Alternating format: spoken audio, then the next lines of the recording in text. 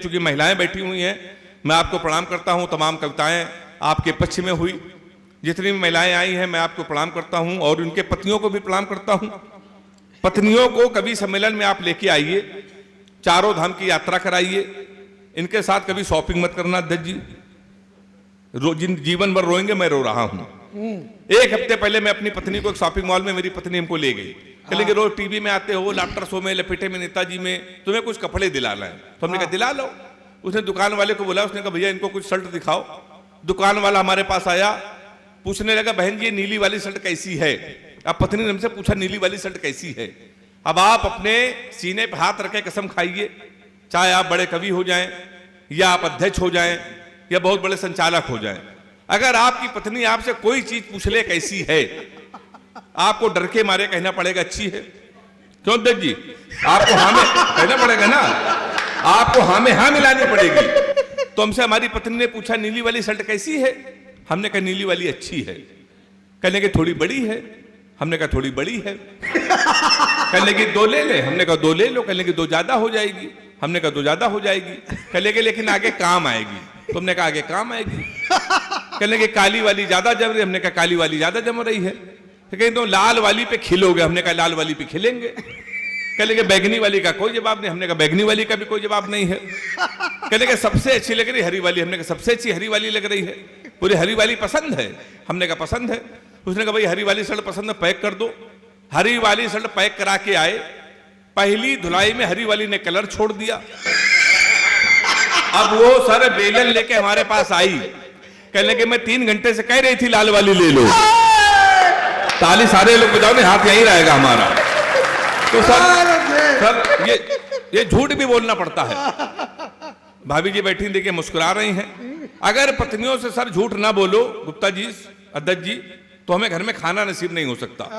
लेकिन दुनिया में केवल एक महापुरुष ऐसे थे जिन्होंने अपनी पत्नी से कभी झूठ नहीं बोला। गोपाल में तुम्हारी जानकारी के लिए बताऊं, राजा हरिश्चंद्र, उन्होंने अपनी पत्नी से कभी झूठ नहीं बोला, क्योंकि उनकी पत्नी ने 3 बातें कभी नहीं पूछी। मैं कैसी लग रही हूं,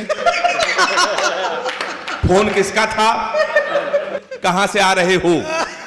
ये 3 बातें आपसे भी नहीं पूछी जाएंगी तो आप भी झूठ नहीं बोलोगे। तो एक बार जोरदार तालियां बजा दीजिए। हमारे बड़े भाई नरकंकाल जी बैठे हैं, इन्होंने आपको खूब हंसाया। अपने चेचिस के बारे में भी बता रहे थे। आप देखो दुनिया का सबसे पतला आदमी यही है।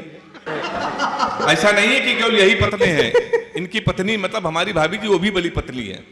पर नरकंकाल जी से जिस लड़की की शादी अध्यक्ष तय हो रही थी बहुत मोटी थी। अच्छा हुआ उनसे इनकी शादी नहीं हुई। अगर उस मोटी लड़की से इनकी शादी हो जाती तो शादी के अगले दिन पेपर में पता क्या हेडिंग छपती, ट्रक चालक ने साइकिल चालक को रौंदा, चालक की मौके पर मौत। सही बता रहे भारती जी। गर्मियों के कवि सम्मेलन में इनको बांधना पड़ता है। हवा का क्या भरोसा कि शोर चल दे। करवा चौथ में इनकी पत्नी का हमारे लिए फ्रूट्स ले आना, फल। भाई साहब गन्ना लेके पहुंच गए। इन्होंने पूछा कैसा है। भाभी जी ने कहा अच्छा है, तुमसे अच्छा है, कम से कम चुसा हुआ तो नहीं है। लेकिन देखो योगिता जी आई थी, अभी उनका नशा उतर नहीं पा रहा। इधर से मैं आपको देख रहा हूं, वो प्यार मोहब्बत की बातें करके गई थी। मुझसे बिल्कुल आशा मत रखिए सर, मैंने कभी प्यार नहीं किया और एक भी प्रेमिका मेरे नहीं है। पर ऐसा नहीं कि प्रेमिका थी नहीं, 15 प्रेमिकाएं थी। 15 थी जब योगी जी की सरकार नहीं थी तब। जिस दिन योगी जी की सरकार बनी इन्हें सबसे राखी बंधवा लिया। क्योंकि सर उत्तर प्रदेश में सबसे ज्यादा पिटाई किसी को हुई तो प्यार करने वालों की हुई। तो मैं प्यार मोहब्बत से बहुत दूर रहता हूं। उसके तमाम कारण है। किसी लड़की को आप गौर से देख लो तो कहेंगी देखो कैसे कुत्ते की तरह देख रहा है, ना देखो तो कहेंगी कुत्ता देख भी नहीं रहा है। तो सर मैं बहुत दूर रहता हूं। तमाम बीमारियां हैं। किसी लड़की को आप कोई भी क्वेश्चन पूछ लो, ये इतना उटपटांग जवाब देती हैं। हमने एक लड़की से पूछा, हमने कहा तुम्हारा फेवरेट कलर क्या है। हमसे कहने लगी स्टूपिड कहीं के। कोई मेच्योर क्वेश्चन नहीं पूछ सकते। तो हमने पूछा, हमने कहा 0.8 मिलीलीटर सल्फ्यूरिक एसिड को न्यूट्राइज करने के लिए कितने मोल बाइकार्बोनेट की जरूरत पड़ेगी। तब उसने बताया हमारा फेवरेट कलर पिंक है। तो मैं भाई साहब बहुत दूर रहता हूं। मैं तो अध्यक्ष जी भी चंदन के बगल में बैठा था। हमसे कह रहे भैया नाम में कुछ नहीं रखा, नाम में कुछ नहीं रखा। सर ये बिल्कुल सही कह रहा था, नाम में कुछ नहीं रखा है। मुस्कान नाम था उसका। वो हमारा नुकसान करके चली गई। फिर हम रोशनी नाम की लड़की में शिफ्ट हुए। 2.5 साल उसने भी हमको अंधेरे में रखा। लोग सही कहते हैं, नाम में कुछ नहीं रखा। लड़कों को देखिए, ये लड़कियों का नाम मोबाइल में सेव करते हैं, my honey baby, my sweetheart, my जानू, माई डार्लिंग। पर बेचारे लड़कों को देखिए, ये लड़कियों का नाम मोबाइल में सेव करते हैं, पप्पू हलवाई, राशिद प्लम्बर, मुन्ना हवलदार। ताली बजाइए हाथ उठा के जोरदार। तो हमारे साथ सारे अक्सर होता रहता है। अभी गोपाल भैया मैं दुबई गया, एक शो होता है अंदाजे बयां, वो देश का सबसे बड़ा मुशायरा होता है अंदाजे बयां। तो मैं जब उसमें गया तो हमारी वाली ने हमको फोन किया, कहने कि हमने सुना है दुबई में हो। तुमने कहा सही सुना है। कहने कि हमारे लिए सोने की चैन ले आना। तो हमने कहा क्यों? कहने कि एक तो दुबई में सोना सस्ता है, जीवन भर में तुमको याद करती रहूंगी।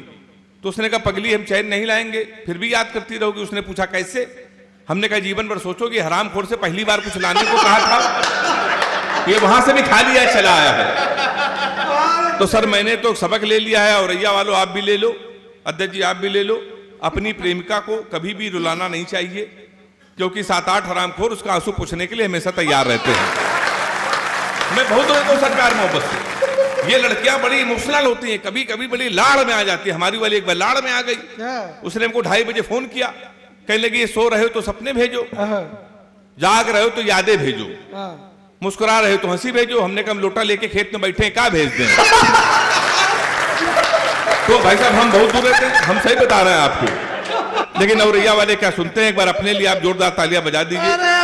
मेरा तो बड़ा पुराना अनुभव है, मैं औरैया आता ही रहता हूं। अद्भुत लोग हैं आपके यहाँ के लोग। यहाँ के लोग सर कब क्या कर दें कोई भरोसा नहीं है। मैं तो लगभग आता ही रहता हूँ औरैया में, हर कई कार्यक्रम में आया। एक दिन मैं आया तो मेरे पेट में दर्द, हम औरैया के एक डॉक्टर के पास चले गए, उन्होंने हमें कुछ दवाई लिख के दी। 1 घंटे बाद हम डॉक्टर के पास गए, हमने कहा डॉक्टर साहब जो 4 दवाई आपने लिखी है इसमें 3 तो मिल रही है, चौथी वाली दवाई क्यों नहीं मिल रही? तो कहने लगे पांडे चौथी वाली दवाई नहीं थी, हमारे पिन की रिफिल खत्म हो गई थी, हम चला के देख रहे थे चलेगी कि नहीं चलेगी। तो हमने कहा डॉक्टर साहब तुम्हारे चक्कर में पूरे औरैया का परिक्रमा हो गया। अब मेडिकल स्टोर वाले और बड़े वाले, एक मेडिकल स्टोर वाला कहने लगा भैया आज ये दवा खत्म हुई, कहो तो कल मंगा दें। एक कहने लगा कहो तो इसका सब्स्टिट्यूट दे दें। जो तीसरे ने कहा अगर औरैया वाला ही कह सकता है तो हाथ उठा के ताली बजाना। तीसरे ने कहा पांडे ये कोरोना की दवा है, कोरोना दोबारा आएगा तभी दवा हम तुमको दे देंगे। ये भाई सब होता रहता है। बहुत देर से आप इन कवियों को आप बर्दाश्त कर रहे हैं, झेल रहे हैं। अभी हम लोग चाहे तो घंटे 2 घंटे सुना सकते हैं, लेकिन मैं चाहता हूं कि मैं अपने कवि जो काव्य हमारा चल रहा है उसको मैं विराम लेते हुए, हमारे नर कंकाल जी ने जो लड़कियों की बात करी और जो संतों पर जो उन्होंने कविता सुनाई, उन्होंने पूरा दिल जीत लिया। उस कविता के लिए मैं चाहता हूं सारा सदन हमारे बड़े भाई के लिए तालियां बजा दीजिए। 4 पंक्तियां मैं आपको सुना रहा हूं, पवन भाई सुनिएगा। कुछ मुक्तक ढूंढेंगे, कुछ छंद ढूंढेंगे। और मुझे अध्यक्ष जी सौभाग्य मिला कि प्रेमानंद जी मेरे सामने बैठे थे, मैंने उनको कविता सुनाई तो वो कई मिलियन में वायरल हुई, कई मिलियन में मेरे छंद अभी तक लोग अलग अलग डाल रहे हैं। मैं उसी का एक मुक्तक आपको सुना दे रहा हूं। कुछ मुक्तक ढूंढेंगे, कुछ छंद ढूंढेंगे, जीवन का सच्चा आनंद ढूंढेंगे, जो जिस्म की मोहब्बत में सबको जुझाड़ चुके, वो आज नहीं तो कल प्रेमानंद ढूंढेंगे। आज नहीं तो कल प्रेमानंद ढूंढेंगे।